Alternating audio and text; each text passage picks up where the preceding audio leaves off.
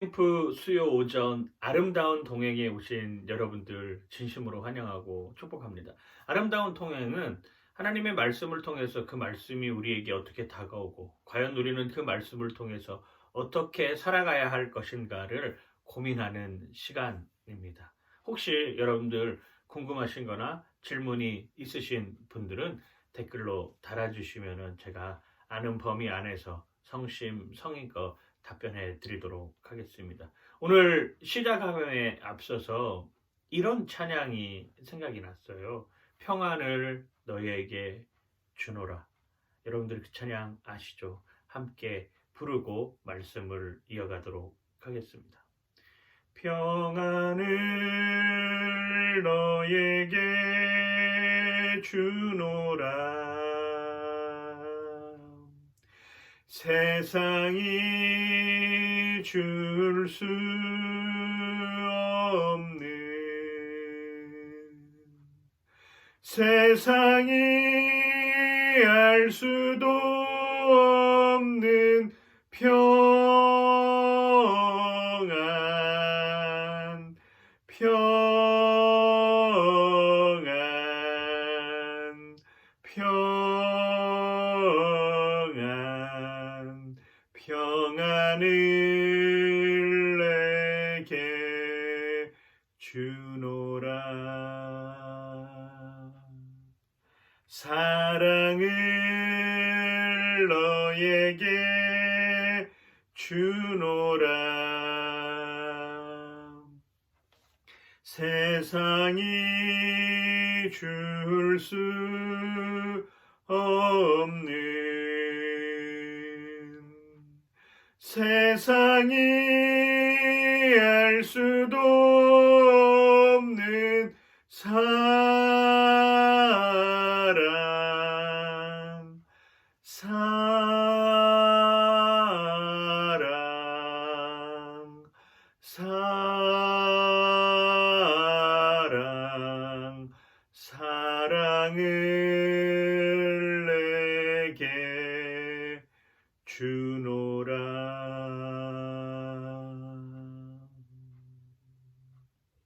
오늘날 우리 사회가 너무나도 힘든 여건이고 너무나도 안타까운 일들로 인하여서 정말 많이 힘들어하고 있습니다.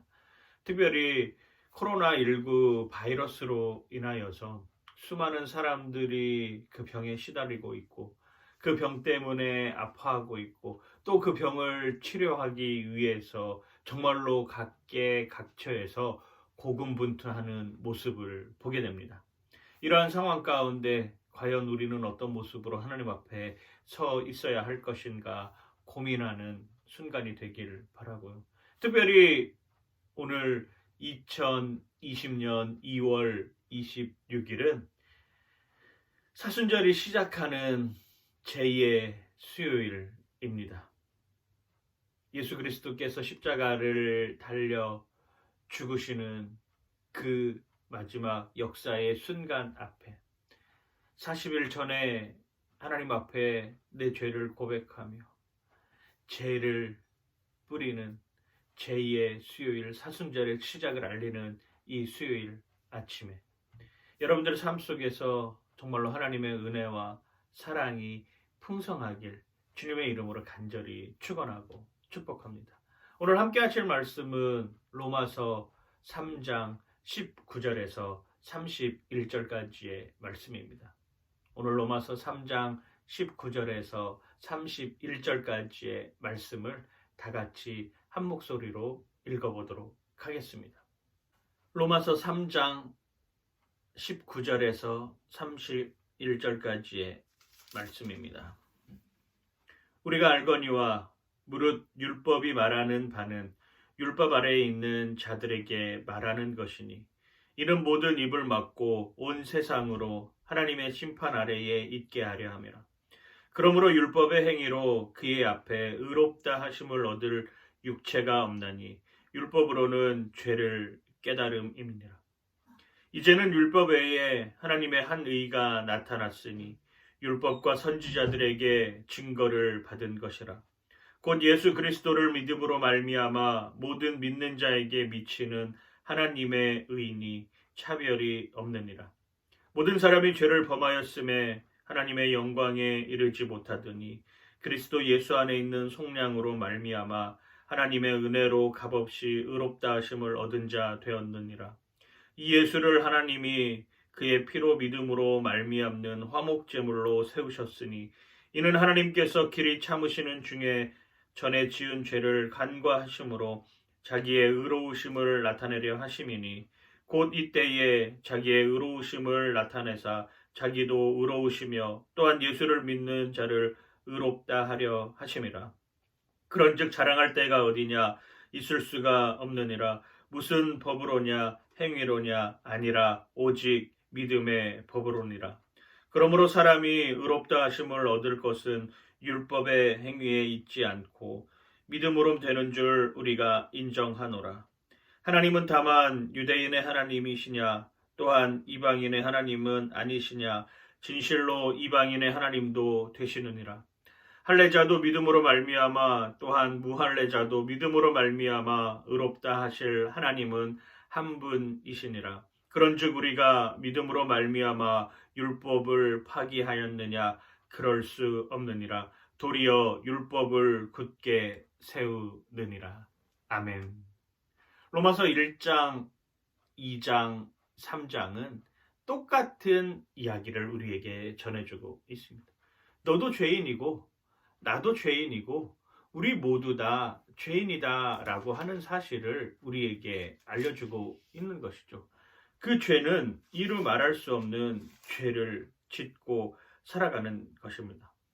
로마서 1장 29절에 보면 그 죄의 모양과 그 죄의 종류가 낱낱이 고백하고 있음을 우리에게 알려주고 있습니다. 그 죄들은 바로 이런 것입니다. 제가 한번 읽어드리겠습니다. 로마서 1장 29절에서 30절입니다. 곧 모든 불의, 추악, 탐욕, 악의가 가득한 자요, 시기, 살인, 분쟁, 사기, 악독이 가득한 자요, 수근수근하는 자요, 비방하는 자요, 하나님께서 미워하시는 자요, 능욕하는 자요, 교만한 자요, 자랑하는 자요, 악을 도모하는 자요, 부모를 거역하는 자요, 우매한 자요, 배약하는 자요, 무정한 자요, 무자비한 자라.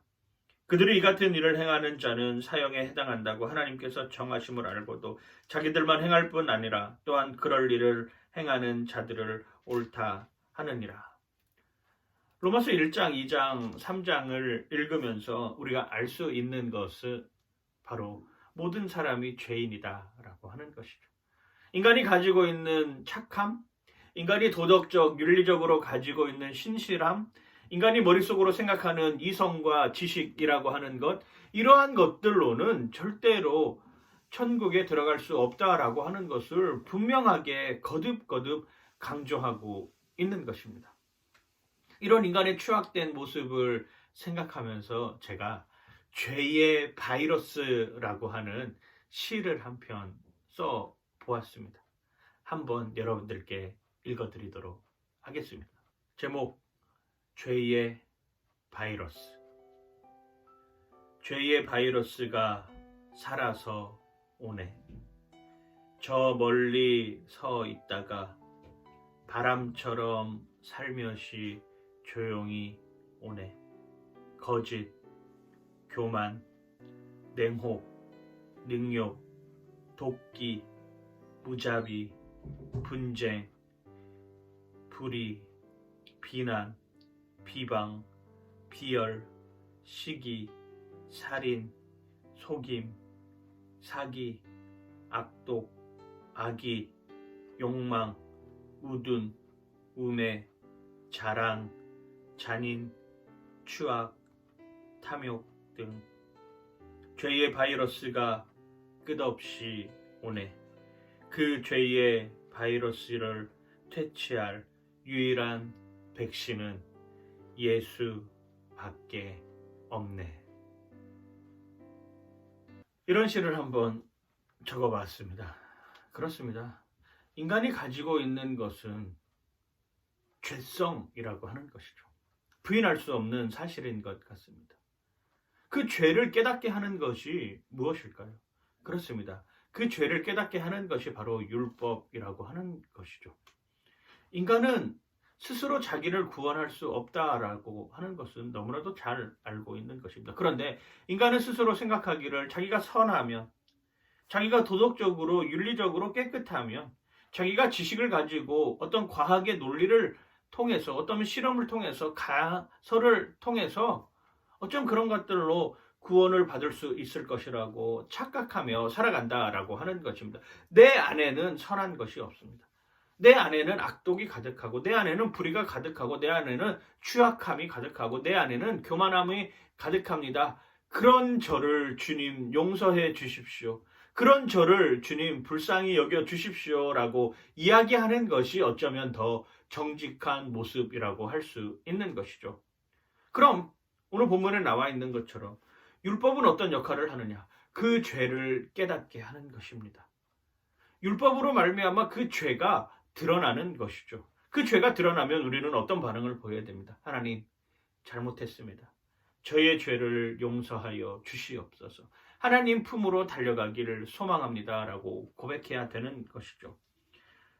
오늘 읽었던 로마서 3장 20절 말씀에 분명하게 표현하고 있습니다. 그러므로 율법의 행위로 그의 앞에 의롭다 하심을 얻을 육체가 없나니 율법으로는 죄를 깨달음이라. 그렇습니다. 율법으로는 죄를 깨닫게 되는 것이죠. 율법으로는 죄를 알기 시작하고 그 죄를 알면 어떻게 되는 것입니까? 회개하고 돌아와야 되는 것이죠. 기독교인들이 추구하는 삶의 목표, 삶의 방향은 무엇일까요? 기독교인들이 가지고 있어야 할 정말로 이상향, 방향성은 무엇일까요? 내가 생활을 하다가 아팠어. 그런데 어느 날 내가 교회를 열심히 다니다 보고 내가 기도하다 보니까 내 병이 나았어. 이걸 알리는 것이 중요한 것일까요? 내가 어느 순간에 하나님께서 나에게 부어주시는 것들을 듣고 그 말씀이 깨달아져서 그래, 내가 세상에 나가서 그래, 선한 영향력을 행사할 수 있는 모습으로 살아야지라고 깨닫고 밖으로 나가는 것. 물론 이것도 정말 중요한 일입니다. 그런데 정작 그리스도인이 된다고 하는 것, 예수 그리스도를 믿는 크리스찬이 된다라고 하는 것은 점점 자기 의를 버리는 삶으로 살아야겠다라고 하는 그런 사람들이라고 하는 것이죠. 자기 의는 점점 없애버리고 자기 의가 아닌 그리스도의 의가 드러나게 만드는 사람들입니다.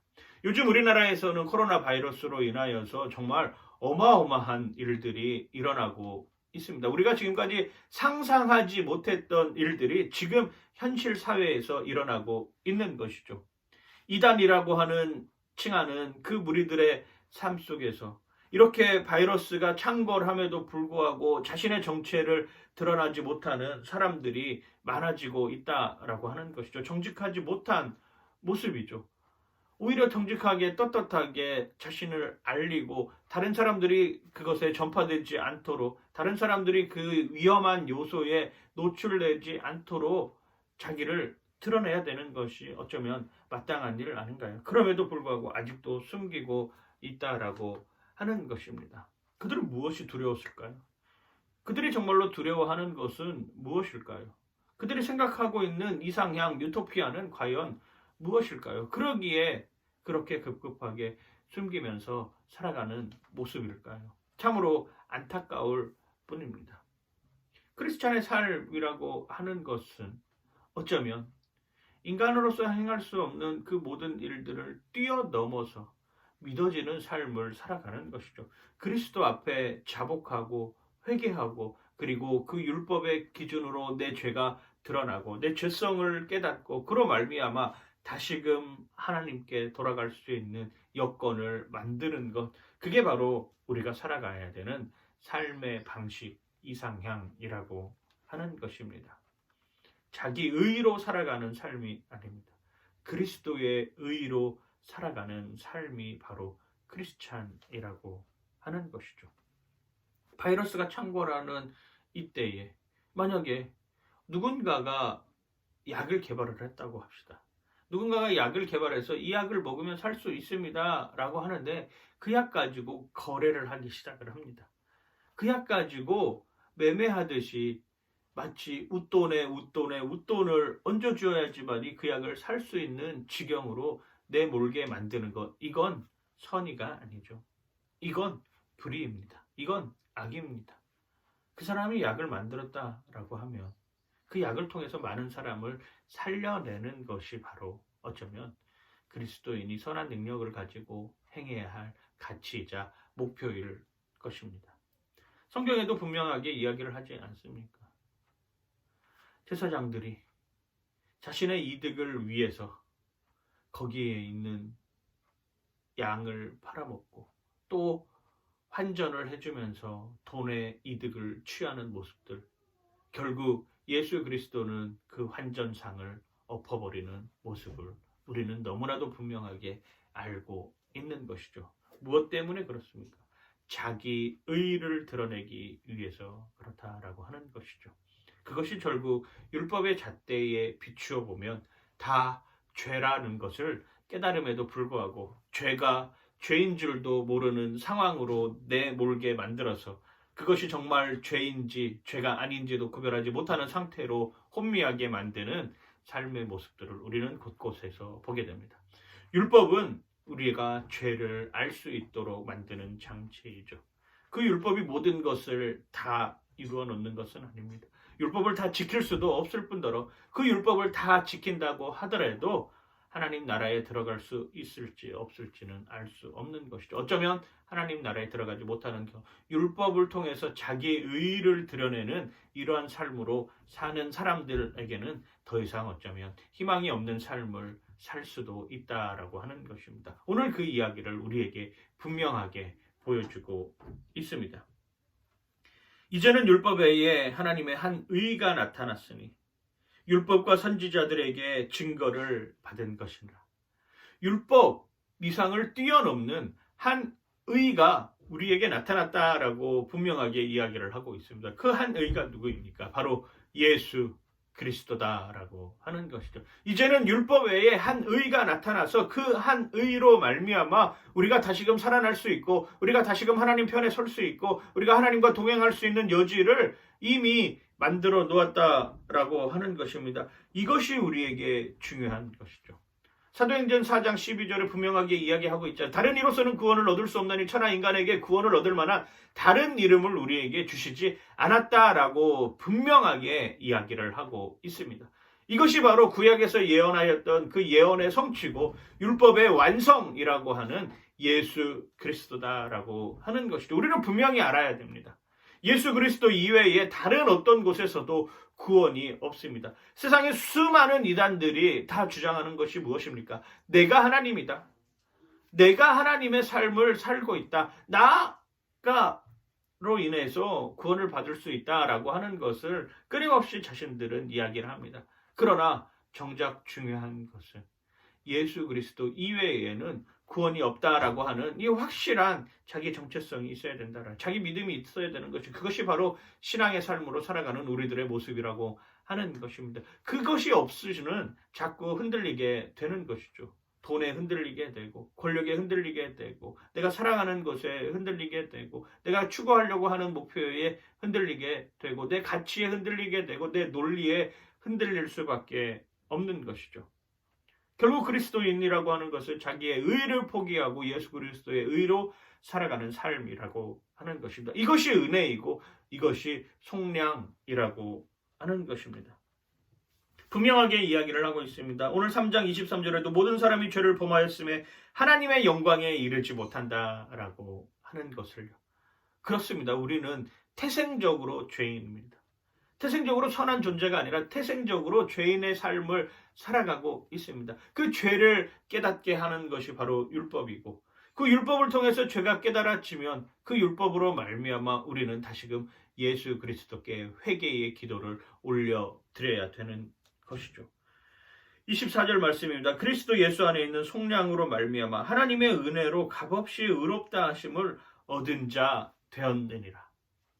내가 열심히 살아서 의를 얻은 것이 아닙니다. 내가 열심히 공부해서 의를 얻은 것이 아니죠. 내가 열심히 뭔가를 노력해서 의로운 사람이 되는 것이 아닙니다. 내가 돈을 많이 벌어서 의로운 모습으로 하나님 앞에 서 있는 것이 아니라고 하는 것입니다. 내가 무언가를 충족했기 때문에 그 충족한 것으로 기브 앤 테이크 할 수 있는 이런 여건이 아니라고 하는 것을 분명하게 이야기를 하고 있습니다. 우리는 은혜의 선물을 받은 것이죠.